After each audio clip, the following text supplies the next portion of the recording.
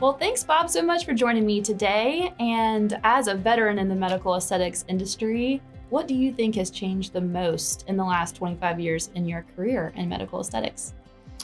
Well, the demand for non-invasive treatments continues to rise. It's a very healthy market in that respect. I think one of the biggest things that has changed fundamentally is that medical aesthetics treatments are now seen as a normal part of an individual's self-care routine versus being many, many years ago, decades ago, them perceived often as an indulgent luxury. Mm-hmm. Much more readily available and talked about, especially with social media and everything. Yep, yeah, definitely. Accessible and normalized. Mm-hmm. Makes sense. So you've been in the industry for 25 years, but we became Merz Aesthetics 4 years ago when you took over as CEO of Merz Aesthetics. What would you say is your most significant achievement in the last 4 years as the CEO of Merz Aesthetics? Well, leading that effort was a very significant achievement, one I'm really proud of all of us having worked on and through. Followed immediately by COVID and all the lockdowns that took place. So we had two very significant change events happen at the same time and navigated through them very well. So I'm very proud of that. And fundamentally, from a business standpoint, we in the last 4 years have more than doubled the size of the business. So that's something that everybody deserves to feel really good about as well. It's hard to believe it's been 4 years since becoming Merz Aesthetics, but I think we have an exciting future ahead too. Yep, agreed. As the CEO of Merz Aesthetics, obviously a lot of what you do helps to contribute to the company's success. But if you had to pick out one thing that you think contributes to our success, what would you say? Really focusing on the customer and asking yourself, as we have signage up in the buildings here in Raleigh, how have you helped a customer today? Is something I pay a lot of attention to and making sure I show up and look to deliver on every day. Mm-hmm.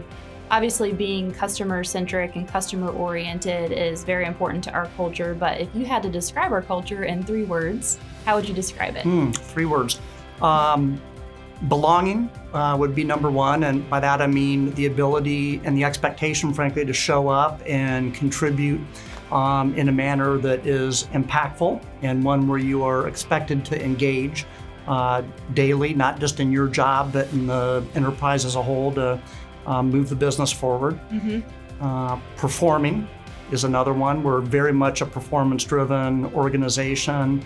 We focus on delivering and over-delivering on our commitments.